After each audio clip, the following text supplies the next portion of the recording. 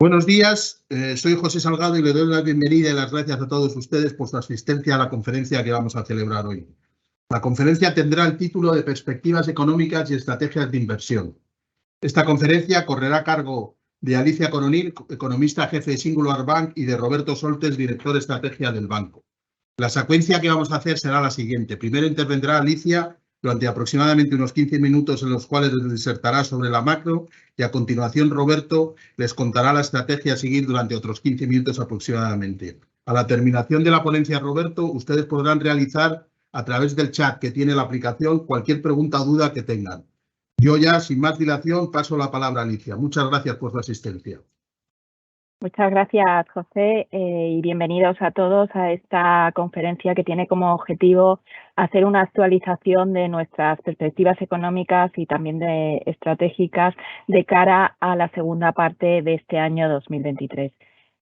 Por mi parte, quisiera recordarles que arrancamos este segundo semestre de 2023 en una coyuntura en la que las tres grandes regiones económicas presentan distinto patrón de crecimiento y algunas diferencias en cuanto a las dificultades o retos que tienen de cara a los próximos meses. En el caso de China, los datos, y un poco en línea con lo que hemos ido defendiendo y mostrando en nuestros distintos documentos a lo largo de este año, pues China desgraciadamente muestra una reactivación económica mucho más compleja y menos sólida de lo que algunos analistas proyectaban cuando el gobierno chino de Xi Jinping decidió en diciembre del año pasado retirar de forma abrupta y anticipada todas esas medidas de política cero COVID que habían estado vigentes durante los 3 últimos años. En un contexto en el que los datos lo que nos están ofreciendo no es solamente una reactivación del consumo menos vigorosa o dinámica de lo que se preveía,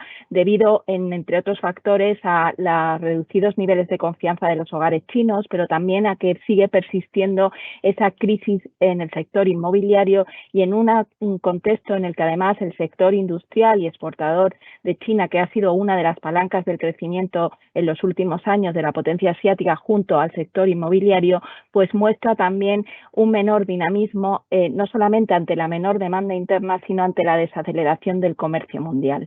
Por su parte, en Europa lo que estamos viendo es, después de esa recesión técnica que se ha producido en la eurozona en el primer trimestre del año,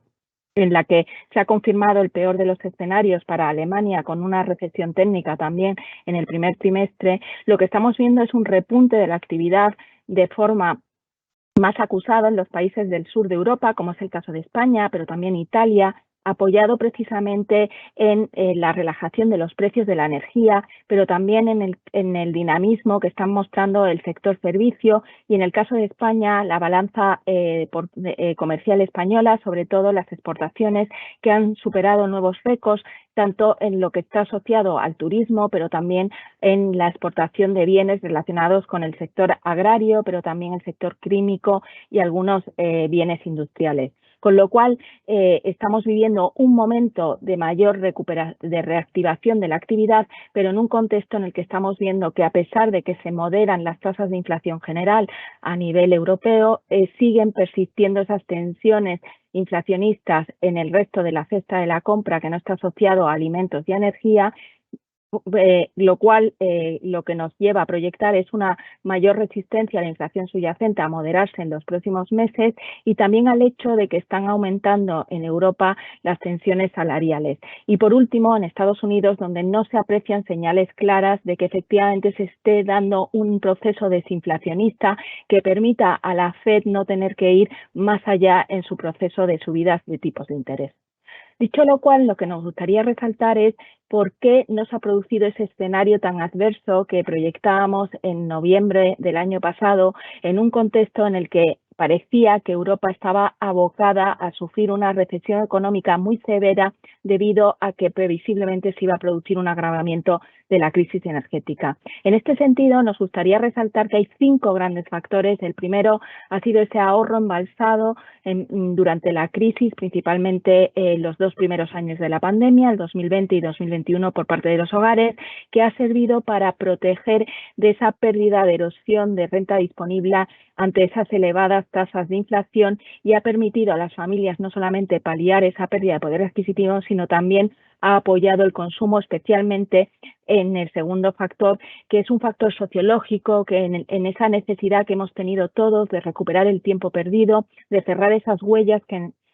y heridas que no ha dejado la pandemia, pero también la incertidumbre que ha generado la guerra en Ucrania, lo cual está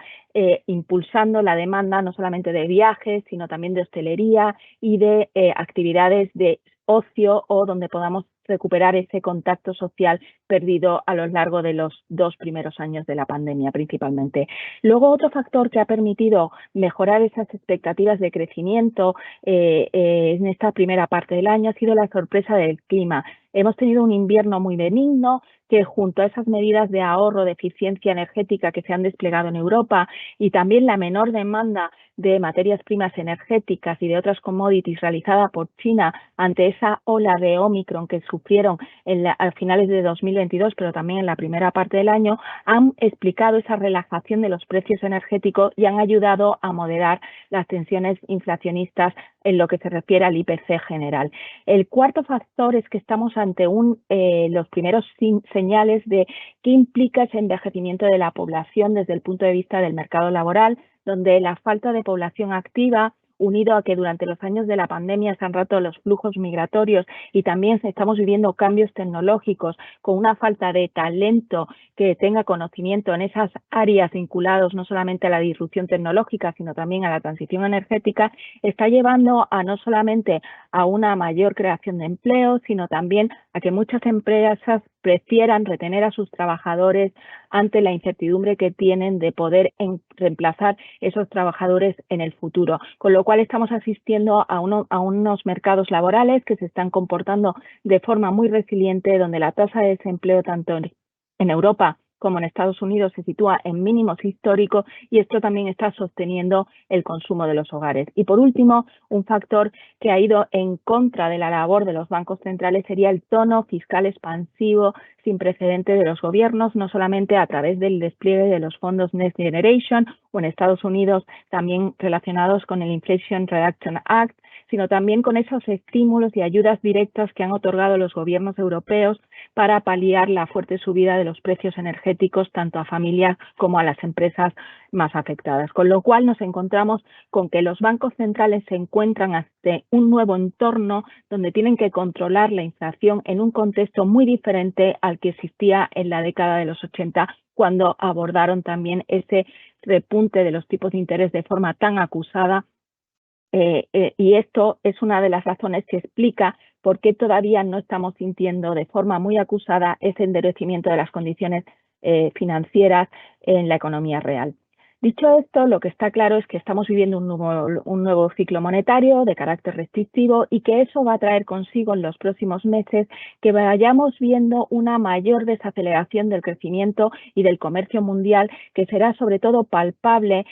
a partir del cuarto trimestre de este año y sobre todo si los bancos centrales, como prevemos que va a ocurrir tanto por parte del Banco Central Europeo como la Reserva Federal, incluso el Banco de Inglaterra, se ven obligados a ir mucho más allá realizando nuevas subidas de tipos de interés, es decir, que el Banco Central Europeo pudiera situar los tipos de refinanciación incluso en el 4,5% o que la Reserva Federal situara los tipos de interés más allá del 5,5%. Con lo cual, esto genera un entorno en el que, desgraciadamente, lo que empiezan a aflorar son mayores riesgos financieros, como ya hemos visto a lo largo de estos meses con la quiebra de algunos bancos regionales en Estados Unidos, pero también estamos viendo cómo empiezan a surgir alarmas en torno a la viabilidad de muchas de esas empresas zombies que ya existían antes de la pandemia o incluso en algunos sectores como puede ser el sector inmobiliario, especialmente de uso comercial. Con lo cual, esos riesgos financieros, unidos a esa desaceleración que proyectamos, nos ha llevado a mantener nuestro escenario base de que sí que creemos que vamos hacia una desaceleración del crecimiento económico a partir del cuarto trimestre, donde existe una mayor probabilidad de que se produzca una recesión técnica en Estados Unidos a comienzos del 2024 y donde tampoco podemos descartar que Alemania entre también en una recesión a lo largo de este año y en un contexto en el que el crecimiento económico de China se situaría en torno al 5% anual establecido por las autoridades económicas del país y donde las tasas de inflación subyacente van a seguir manteniéndose elevadas. Incluso podríamos ver a finales de este año algún repunte de la inflación general si vamos a un contexto en el que vuelven a surgir presiones sobre los precios energéticos y alimenticios, porque no podemos olvidar que estamos afrontando también una crisis climática, en el sentido de que estamos ante una sequía global y que también entra en la ecuación el fenómeno del Niño a partir de septiembre, que podría lastrar las cosechas tanto en América Latina como en Asia. Con lo cual, los tipos de interés, como decíamos, podrían situarse en torno a ese 5,5% en el caso de Estados Unidos, y en el caso del BCE sí que proyectamos que más allá de en julio esa nueva subida que realizará, pues que no podemos descartar que el BCE no opte también en septiembre por realizar una nueva subida de tipos de interés, en un contexto en el que el tono fiscal expansivo se va a mantener este año. Si bien los gobiernos van a intentar empezar ya a retirar esas ayudas fiscales desplegadas para paliar los efectos de la invasión de Rusia en Ucrania y también para preparar la senda de consolidación presupuestaria de cara al año 2024, en el que entran nuevamente en vigor esas reglas fiscales, en un contexto en el que se van a mantener reducidos los niveles de confianza tanto de los hogares como de las empresas, y también en una situación en la que seguimos proyectando una guerra prolongada en Ucrania, con unas tensiones en Estados Unidos y China que se van a mantener más allá de esta tregua diplomática a la que han llegado ayer precisamente ambos gobiernos, y con esas nuevas alianzas geopolíticas que está impulsando China, no solamente relanzando el papel de los BRICS, sino también construyendo nuevas alianzas con países de Asia Central, pero también de Oriente Medio, como puede ser el caso de Arabia Saudí, que es uno de los socios comerciales y estratégicos tradicionales de Estados Unidos. Sin embargo, no podemos descartar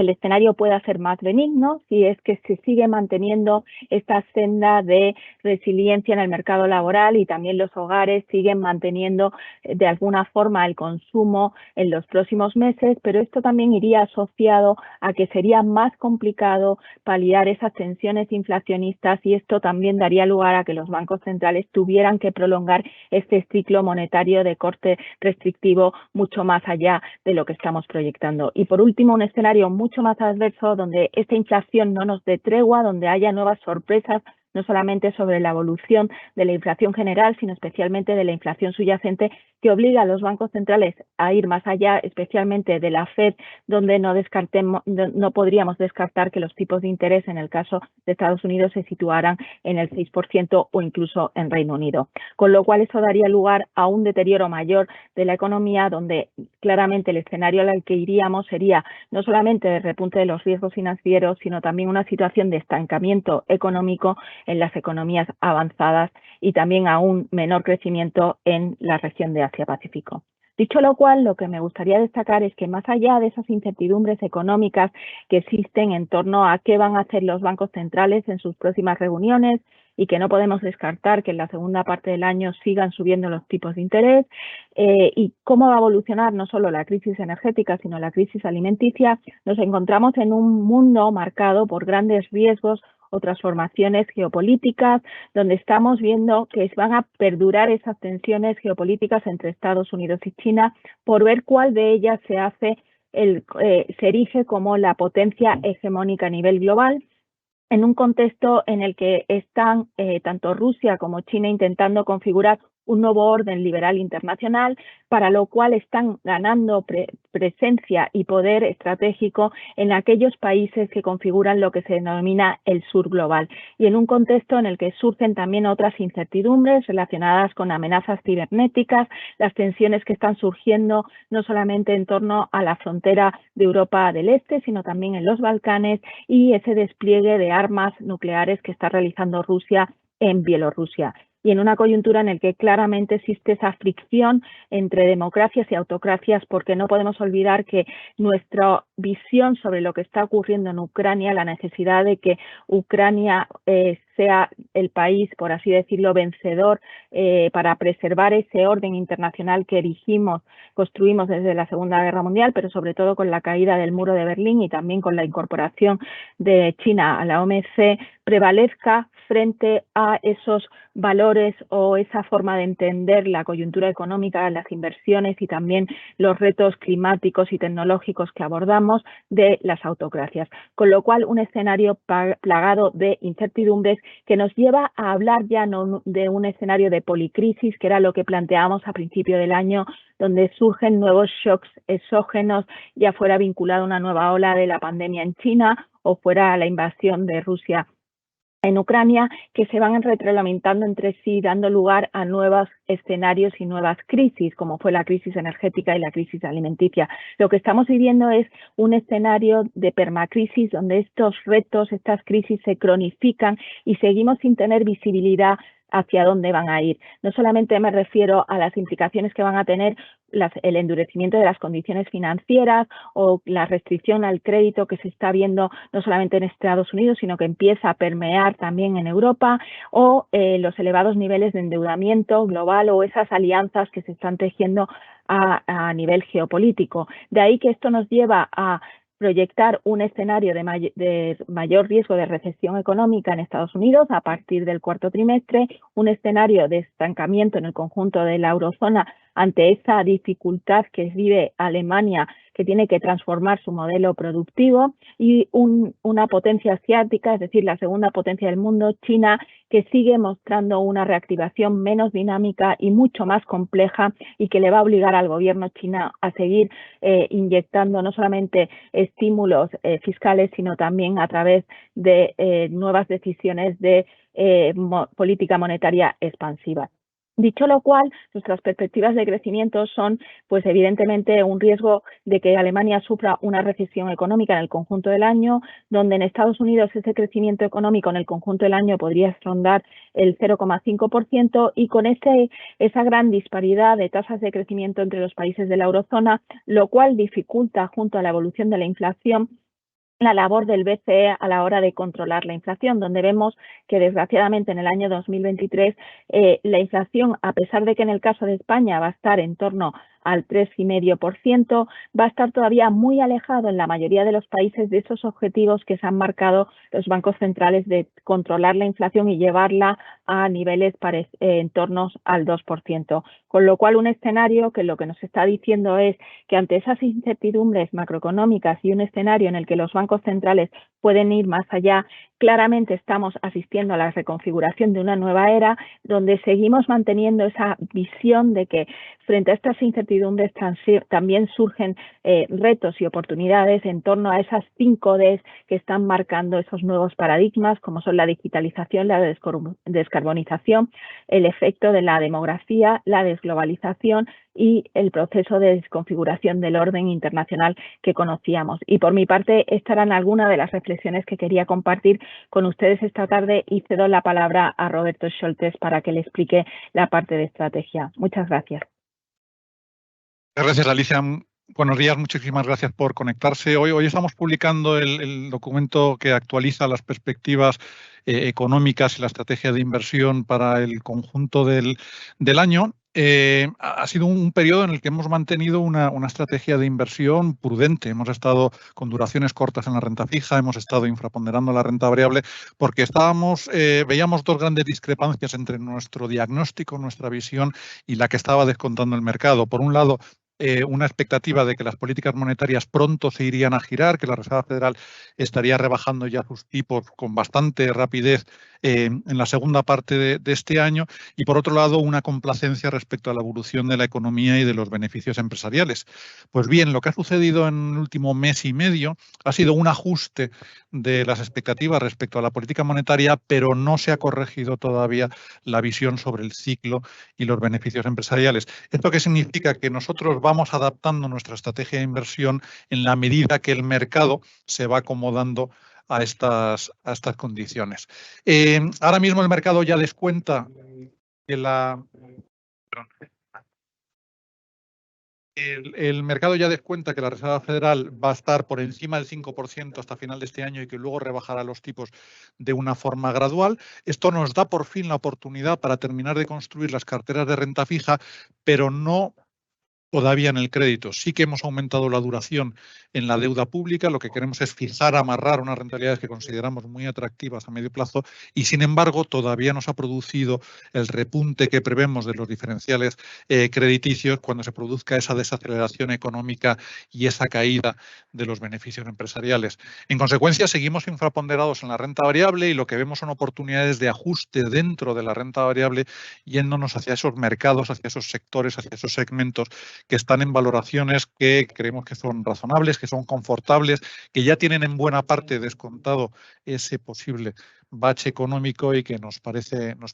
interesante el tener en cartera, y eso se materializa en el último movimiento que hemos hecho en nuestra estrategia de inversión con un incremento de la posición que ya teníamos sobreponderada en Asia-Pacífico, específicamente en la bolsa japonesa. Bueno, entro en un poco más de detalle respecto a cómo han cambiado las perspectivas en el corto plazo. Ven aquí cómo comparan lo que descontaba el mercado en cuanto a la actuación de la Reserva Federal en los próximos meses. En el mes de marzo, justo en plena crisis de la banca regional en Estados Unidos, y qué está descontando ahora. El mercado lo que ha hecho ha sido elevar el tipo máximo al que cree que va a llegar la Reserva Federal por encima del 5%, retrasar el inicio de las bajadas de tipos y también reducir algo la velocidad de esas rebajas que se producirían a lo largo del 2024. Así que el mercado ya descuenta que la Fed acabará este año por encima del 5%, que estará todavía por encima del 3,5% en 2024. Por lo tanto, una política monetaria restrictiva que nos da esa oportunidad para avanzar en la construcción de las carteras de renta fija. Porque ahora mismo las curvas de deuda, especialmente en Estados Unidos, están ya incluso ligeramente por encima de donde prevemos que se situarán aproximadamente a mediados del año que viene. Piensen que a mediados del año que viene el escenario base sobre el que construimos nuestra estrategia de inversión es que Estados Unidos se habrá desacelerado, que puede incluso que entre en recesión técnica. A mediados del año que viene la Reserva Federal, si no ha comenzado ya las rebajas de tipos, estará ya lanzando unos mensajes de que esto puede llegar en algún momento. Por lo tanto, lo que veremos es una relajación de los tipos de corto plazo en esa expectativa de actuación inmediata de la Reserva Federal, una relajación de los tipos de largo plazo y con la perspectiva de una economía que se va enfriando, que va reduciendo ese recalentamiento en las presiones salariales, en el tensionamiento del mercado laboral y, por lo tanto, en una inflación que irá aproximándose al objetivo de los bancos centrales. En estas condiciones, a partir de ahora, los riesgos en la renta fija son mucho más simétricos. Creemos que lo atractivo es capturar esas mayores rentabilidades que ofrecen los bonos de medio y largo plazo. Hasta hace unos meses hemos mantenido una duración muy reducida en las carteras de renta fija, con las curvas invertidas, los activos monetarios pagando intereses más altos, la perspectiva de que los bancos centrales iban a subir los tipos más de lo que descontaba el mercado y los iban a mantener en niveles restrictivos durante más tiempo del que descontaba el mercado. Claramente era preferible no asumir riesgos en plazos largos. Pero fíjense cómo han cambiado las cosas. A partir de ahora, la disyuntiva en la que nos enfrentamos es si queremos estirar un poco las rentabilidades que podemos obtener en los activos monetarios, que en el caso de la zona euro están ya por encima del 3,5%, o lo que nosotros creemos que es preferible y es ir hacia rentabilidades algo inferiores en estos plazos, por ejemplo, de 2-3 años, todavía muy atractivas, pero asegurarnos esas rentabilidades en la expectativa de que los bancos centrales ya el año que viene estarán reduciendo los tipos. Es decir,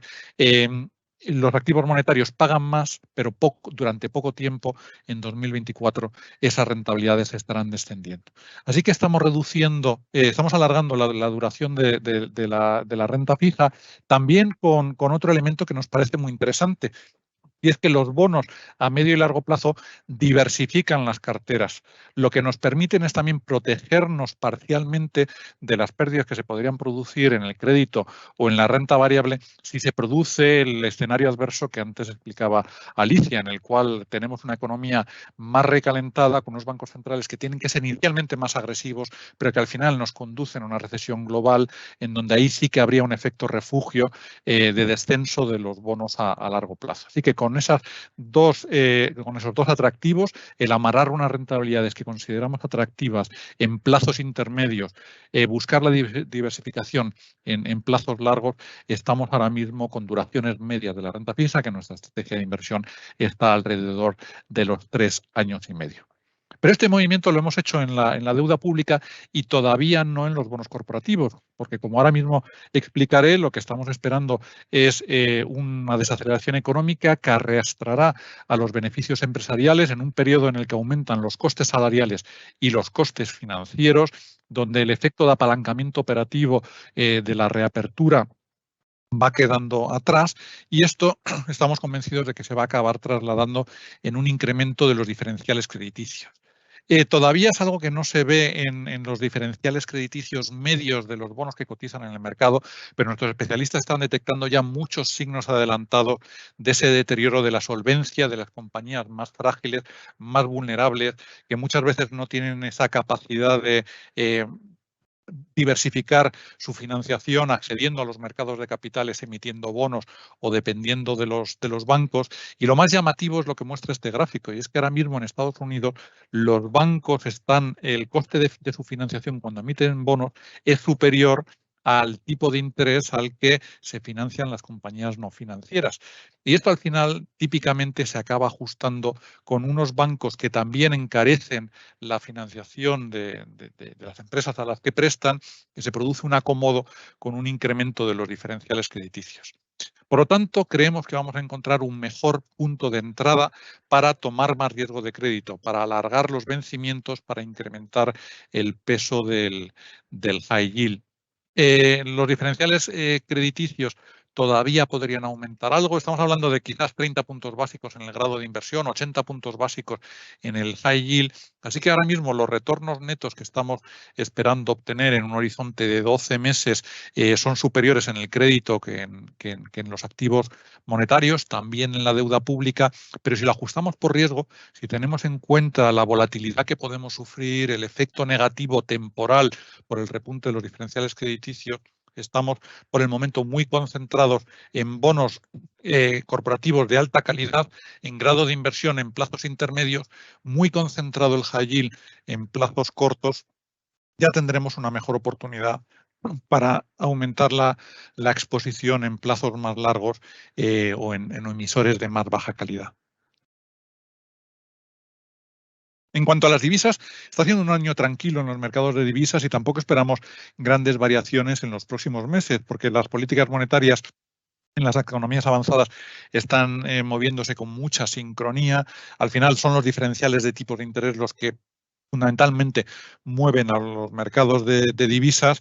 y con una Reserva Federal que todavía tardará algunos meses en empezar a rebajar sus tipos, un Banco Central Europeo que todavía le queda algún movimiento, lo que estamos anticipando es que el euro dólar se va a seguir moviendo en el rango relativamente estrecho de los últimos meses. Su punto de equilibrio en el corto plazo estimamos que está alrededor de 1,08. En el corto plazo puede incluso fortalecerse ligeramente más para luego ir depreciándose muy lentamente a lo largo de 2024. Así que al igual que en los tipos de interés, los riesgos respecto al dólar creemos que son más simétricos y el dólar, al igual que la deuda pública de largo plazo, nos ofrece un elemento de diversificación que es muy necesario ahora mismo en las carteras. Por lo tanto, en nuestra estrategia de inversión mantenemos una parte de la exposición al dólar sin cobertura de divisa. Nos hemos marcado dos niveles. Otra vez por cerca de 1,05 estaríamos incrementando ese grado de cobertura del riesgo de divisa, pero si supera el 1,11 estaríamos descubriendo parte de una moneda que estaría ya cerca o incluso por encima de los niveles en los que posiblemente acabe oscilando el año que viene. Y pasando a la renta variable, aquí lo que tenemos son unas fuerzas contrapuestas que están manteniendo los índices bursátiles pues dentro del rango que se ha marcado en el último año y medio hasta esa irrupción de la fiebre por la inteligencia artificial que ha disparado a algunas grandes compañías tecnológicas en Estados Unidos y por lo tanto han arrastrado al Standard & Poor's. Ahora me referiré a los beneficios empresariales que prevemos que vayan a caer en los próximos trimestres, pero ya hemos dicho que los bancos centrales están cerca del punto de máximo tensionamiento de las políticas monetarias, se han disipado, se han reducido, aunque sean temporalmente, algunos riesgos, como podría ser la negociación sobre el techo de deuda de Estados Unidos, esas tensiones geopolíticas entre China y Estados Unidos, pero en el corto plazo vemos más probable que tengamos una corrección en las bolsas a que prosiga la tendencia alcista. El potencial alcista en el corto plazo creemos que es limitado. Y tiene que ver sobre todo con los beneficios empresariales. Fíjense en este gráfico. Las barras son las estimaciones que tiene el consenso de analistas, la suma de todas las miles de previsiones que hacen los analistas sobre cientos de compañías, que lo que muestran es que los beneficios estarían pasando por un mínimo bache y van a ir recuperando con muchísima velocidad a partir del tercer trimestre de este año para registrar de nuevo crecimientos en el entorno del 10% tanto en 2024 como 2025. Creemos que eso no es un escenario realista en un contexto de desaceleración económica, de posible entrada en recesión, aunque sea calificable como técnica en Estados Unidos, con aumento de las presiones, de los costes salariales, de los costes financieros. Por lo tanto, nuestras previsiones están aquí en esos rombos en rojo, donde estamos esperando una caída realmente moderada en comparación con otras crisis, con otras recesiones, del orden de un 6-7%, tanto en Estados Unidos como en Europa, para luego ya solo en la segunda parte de 2024 retomar la tendencia alcista. Si nuestro escenario, si nuestro diagnóstico es correcto, las bolsas están más caras de lo que parecen, el potencial alcista sería muy limitado en el corto plazo y tendríamos riesgo de una corrección en el corto plazo. Ahora mismo la bolsa estadounidense está cotizando a 18 veces los beneficios previstos para 2024 si nos fiáramos de las previsiones de los analistas, pero con nuestros números está realmente a 20 veces beneficios. Per 20 cuando la Reserva Federal está por encima del 5%, cuando los márgenes están comprimiendo, cuando las estimaciones de beneficios son demasiado optimistas, en nuestra opinión es una razón muy importante para estar infraponderados en renta variable. Pero afortunadamente hay buenas oportunidades todavía en otros mercados que también corregirán si al final la bolsa estadounidense tiene un bache, pero en donde creemos que la relación riesgo-beneficio es más atractiva, el potencial alcista cuando pasemos este episodio creemos que es mayor. Me estoy refiriendo a las bolsas europeas, me estoy refiriendo fundamentalmente a las bolsas de Asia-Pacífico, pero también hay que tener en cuenta que no toda la bolsa estadounidense está tan cara. De hecho, tan solo 7 gigantes tecnológicos explican la gran parte de la subida de la bolsa estadounidense en lo que llevamos de año. Si cogiéramos el Standard & Poor's 493, estaría prácticamente plano en el conjunto de este año y como pueden ver en la línea terracota de este gráfico, estaría a los mismos múltiplos de valoración que hace un año y unos niveles que parece que sí que parecen haberse acomodado mejor a este entorno de desaceleración económica y de mayores costes de financiación.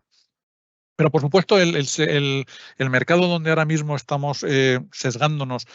más es Asia-Pacífico. En Asia-Pacífico tenemos una tecnología que es mucho más barata que la de Estados Unidos, está cotizando con el mayor descuento de los últimos tiempos y donde están en unas dinámicas económicas, financieras y empresariales muy distintas a las de Occidente, las de Norteamérica y Europa. Piensen que son economías que se están reacelerando con la reapertura tras la pandemia, donde las políticas monetarias no solo son más restrictivas, sino que se están relajando. Hoy mismo China ha vuelto a bajar los tipos de interés, Japón sigue en tipos cero, las divisas son competitivas y en el caso específico de Japón se está produciendo un cambio en la cultura corporativa más orientada a la creación de valor para los accionistas. La bolsa japonesa ha subido mucho, pero creemos que todavía tiene potencial. Durante el último año hemos mantenido una clarísima preferencia por Japón respecto a China, que todavía tenemos infraponderado, pero todo tiene un precio. El mal comportamiento de las acciones chinas, cuando parece que estamos más cerca de que el gobierno pueda lanzar algunos estímulos adicionales, pues hacen que ahora mismo pues, tengamos una visión más constructiva, y por eso en nuestro último comité de inversiones decidimos aumentar el peso en Asia-Pacífico, que también tiene una parte, alrededor de la cuarta parte de la inversión de los fondos que utilizamos en Asia-Pacífico está en los mercados chinos. Y luego, por supuesto, también encontramos oportunidades en Europa. Tenemos a las bolsas de España y del Reino Unido cotizando a poco más de 10 veces beneficios. Es cierto que con una composición sectorial muy peculiar, con bajísimo peso de sectores de crecimiento, pero con un peso considerable de los sectores financiero y energético que nos siguen pareciendo atractivos. La subida de los tipos de interés eleva los márgenes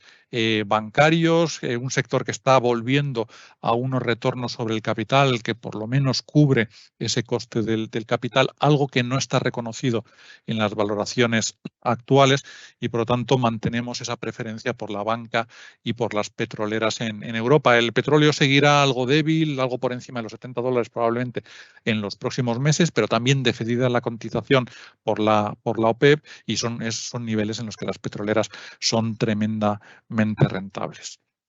Así que, en conclusión, mantenemos esa estrategia de inversión prudente, pero vamos dando pasos a la medida que el mercado va ajustando sus expectativas. Ya lo ha hecho con los bancos centrales. Hay una oportunidad para alargar duraciones. Por el momento, en deuda pública, los diferenciales crediticios creemos que repuntarán en las próximas semanas, en los próximos meses. Nos darán un mejor punto de entrada para tomar más riesgo de crédito, vencimientos más largos,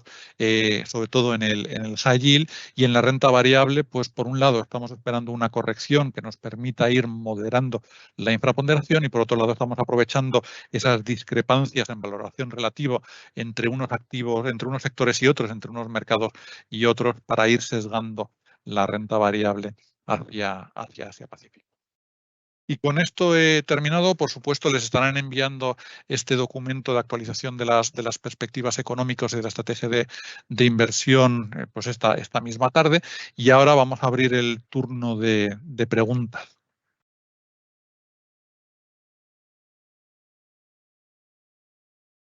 Ya saben que pueden formularlas por escrito.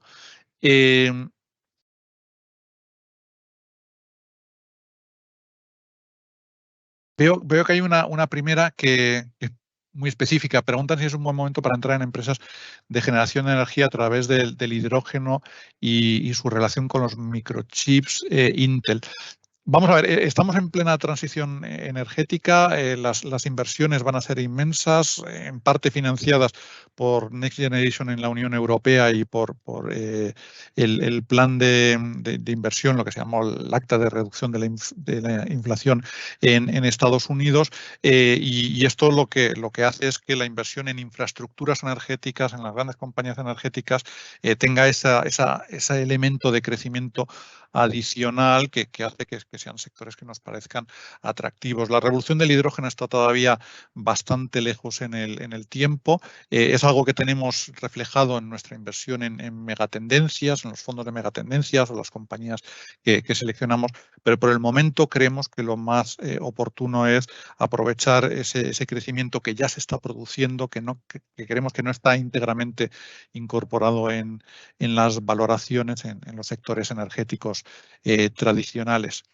Y en cuanto a los semiconductores, a los microchips, aquí el tipo de chips, de semiconductores que se necesitan para la computación en nube, para la inteligencia artificial, no son precisamente los que está fabricando Intel, que se ha quedado muy rezagada respecto a Nvidia. Vemos que algunos productores asiáticos también están mucho más en este tipo de semiconductores, donde más va a crecer la demanda. Así que no tenemos ahora mismo Intel en nuestra cartera modelo, en nuestra cartera de referencia en Estados Unidos. Preferimos otras compañías de Estados Unidos o de Asia. Roberto, si me permites, te lanzo aquí 3 preguntas más que hay sobre tu parte y dejo 2 que hay de la parte macro para el final, ¿vale? Bien, nos preguntan sobre qué opinamos del oro como elemento diversificador y descorrelacionado respecto a otros activos tradicionales y nos dan las gracias por la presentación. Muy bien. A ver, en el oro hay fuerzas contrapuestas. Si nos atenemos a la pura correlación histórica con los tipos de interés, con el coste de oportunidad de tener una piedra que no produce nada, con la Reserva Federal por encima del 5%, los modelos nos indican que el oro va a estar bajo presión. Las cotizaciones actuales además incentivan mucho la nueva actividad minera o el reciclado de oro. Pero por otro lado hay dos factores potentísimos que creemos que pueden sostener las cotizaciones cerca de los $2.000. Por un lado, esas compras que están realizando algunos bancos centrales de China, de Rusia, con estas tensiones geopolíticas, el hecho de que las reservas de divisas del Banco Central de Rusia fueran bloqueadas, que fuera expulsado del sistema SWIFT. Esto le da un soporte a la cotización del oro y precisamente ese efecto refugio en un momento de incertidumbre, de inflación y de tensiones geopolíticas. Así que nosotros mantenemos el oro con una posición relevante en las carteras. Los fondos de gestión discrecional están alrededor de un 6% en el peso del oro, más buscando la diversificación que el hecho de que veamos un potencial alcista en el corto plazo. Bien, luego también nos preguntan que si se produce una caída en la bolsa americana por sus elevados múltiplos y piensas que la bolsa europea va a tener también unos múltiplos inferiores y se va a desacoplar con esta caída o no. Sí, al final son mercados muy correlacionados. Si la bolsa estadounidense corrige, va a ser inevitable que también lo haga la europea. Dependerá mucho de la causa de esa corrección. Si al final lo que tenemos es que se deshincha algo, esa fiebre por la inteligencia artificial, es perfectamente posible que esos 7 grandes valores estadounidenses caigan, que eso arrastre al Standard & Poor's, pero que las bolsas europeas y asiáticas aguantan bastante mejor. Sin embargo, si resulta que las preocupaciones vienen por el lado de los beneficios empresariales, la desaceleración económica, una potencial recesión, allí el contagio será muchísimo más directa, la relación será mucho más intensa. Así que, bueno, tenemos que ser conscientes de que también las bolsas asiáticas y europeas corregirán, pero si las valoraciones descansan, si las expectativas de beneficios se corrigen, será un punto en el que probablemente estaremos incrementando posiciones, estaremos reduciendo o incluso cerrando la infraponderación que ahora mismo tenemos en la renta variable. Bien, y también sobre renta variable estadounidense nos preguntan si growth o value o big o small cap. Sí, respecto entre growth y value, por valoración ahora mismo tenemos un moderado sesgo hacia el value. También se explica por esa sobreponderación que tenemos en los sectores de consumo básico, de energía o de financieras, en estos dos casos muy sesgados hacia Europa, y también por esa valoración tan exigente que vemos en las grandes tecnológicas en Estados Unidos. Si eso se corrigiera, si viéramos también que puede iniciarse un descenso de los tipos de interés, estaríamos cerrando esa preferencia relativa por el value respecto al growth. En cuanto a las pequeñas y medianas compañías, por valoración son mucho más atractivas, pero también son compañías típicamente mucho más sensibles al ciclo económico y, por otro lado, mucho más dependientes de la financiación bancaria, que se está endureciendo, que se está encareciendo y, por lo tanto, donde creemos que donde hay más riesgo de caída de los beneficios en el corto plazo. Así que estamos vigilándolo muy de cerca. Será probablemente una de las grandes ideas de inversión con las que le podremos venir a final de este año, en algún momento de 2024, si vemos que el ciclo económico y de beneficios empieza a remontar, pero por el momento preferimos estar en grandes compañías financieramente mucho más sólidas y resilientes. Bien, y luego hay una pregunta que es sobre un fondo y simplemente pues decirle a los que asisten que tenemos conferencias ad hoc, ¿no? Donde tenemos a nuestros analistas de fondo y el objetivo de esta conferencia era analizar las perspectivas no solamente económicas, sino también la estrategia de inversión desde una perspectiva mucho más macro, ¿no? que micro. Con lo cual, es una pregunta que si quieren pueden trasladar a sus banqueros, ¿no? Porque creemos que no somos las personas indicadas para responderla. Y por eso, Roberto, si te parece, ya vamos al bloque de preguntas macro y simplemente, bueno, pues aquí hay uno de los asistentes que me preguntan en concreto si vemos que China, ¿qué debería pasar desde una perspectiva macroeconómica para que la economía china vuelva a una senda de crecimiento normalizada y más elevada? Bueno, esto es una respuesta que desde el corto plazo, claro que el gobierno chino va a hacer todo lo posible junto a las autoridades monetarias, ya lo hemos visto con estas nuevas medidas de reducción de los tipos de interés para impulsar el crecimiento económico este año, ¿no? El problema es cuál va a ser la vocación en los próximos meses y años de llevar a cabo esas reformas estructurales que la potencia asiática tiene que hacer en torno a, no solamente a cómo va a ser la corrección del sector inmobiliario, porque no podemos olvidar que ha sido uno de los vectores de crecimiento de la potencia asiática en las últimas 3 décadas y es muy difícil reemplazarlo, y ese ajuste, ¿no?, y buscar un nuevo modelo productivo como le ocurrió a España, pues tiene que basarse no solamente en algunos casos en una devaluación interna, sino también en grandes reformas estructurales y de inversión, ¿no?, y también de transformación de la formación del talento. Pero luego es que China tiene también que abordar otros problemas que están relacionados con los elevados niveles de endeudamiento totales que presentan.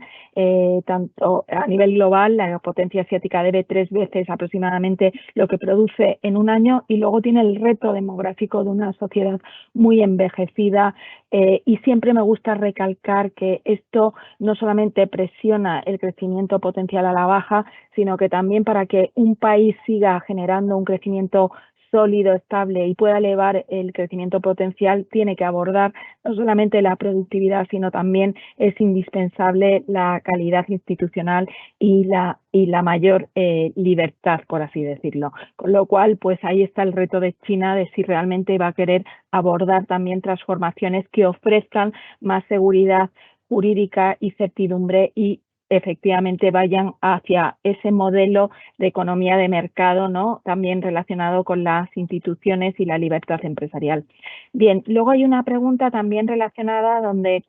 ¿cuándo estimamos que los tipos de interés en Estados Unidos y en Europa empiecen a bajar? Si a finales de este año. Bien, totalmente descartamos ese escenario. Al contrario, lo que estamos viendo es que podrían los bancos centrales ir más allá en esta segunda parte del año.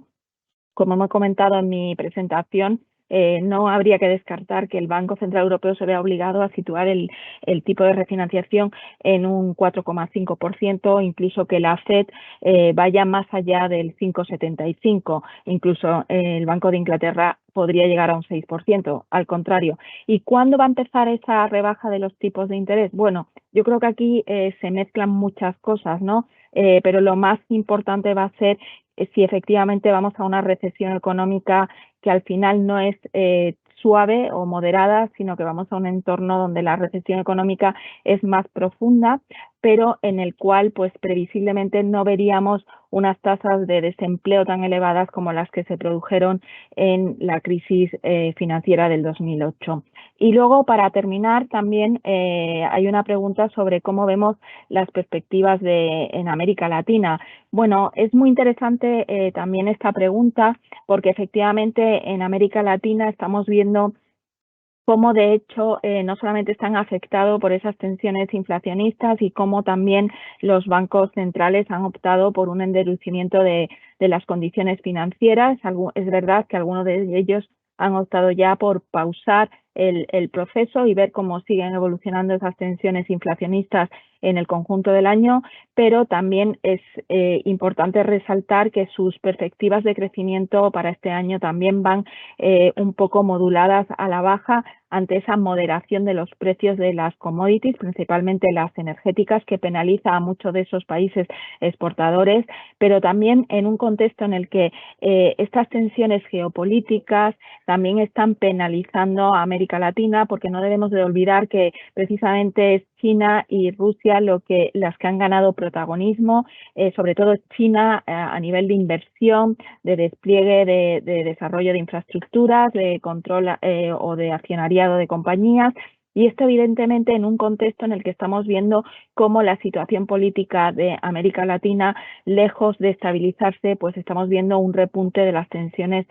sociales y algunas medidas de corte populista que van en contra de esas reformas o esas medidas de política económica que impulsaron el crecimiento económico precisamente en América Latina en las últimas 2 décadas, y donde las huellas del COVID han sido mucho más profunda sobre la economía real, porque en estos países no se contaron con esas medidas de estímulos fiscales y monetarios como sí tuvimos en las economías avanzadas, no solamente en Estados Unidos, sino también en el conjunto de Europa.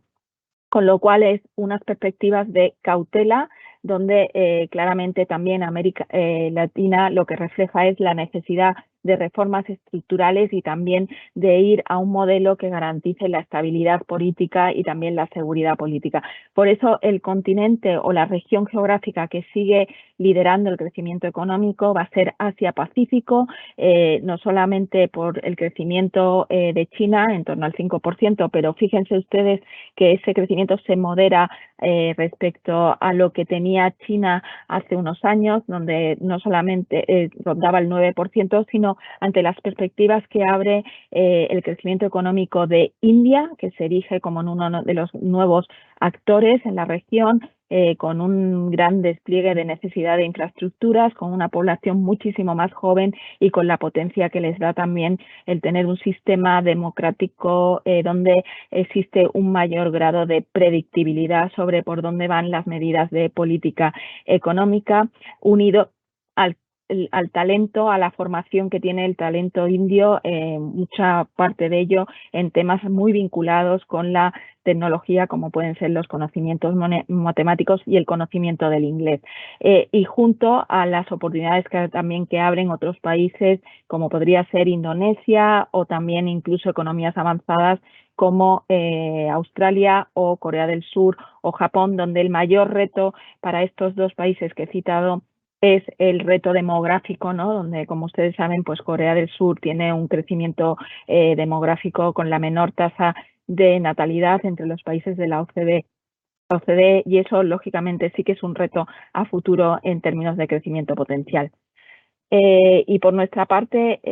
si veo bien, ya no hay ninguna pregunta más por parte de quienes han tenido el gusto hoy de conectarse, de compartir esta conferencia con nosotros, y por nuestra parte darles las gracias por haberse conectado y espero que les guste este documento de perspectivas económicas y también de visión estratégica de cara a los próximos 6 meses, que les resulte de utilidad y desearles un buen día.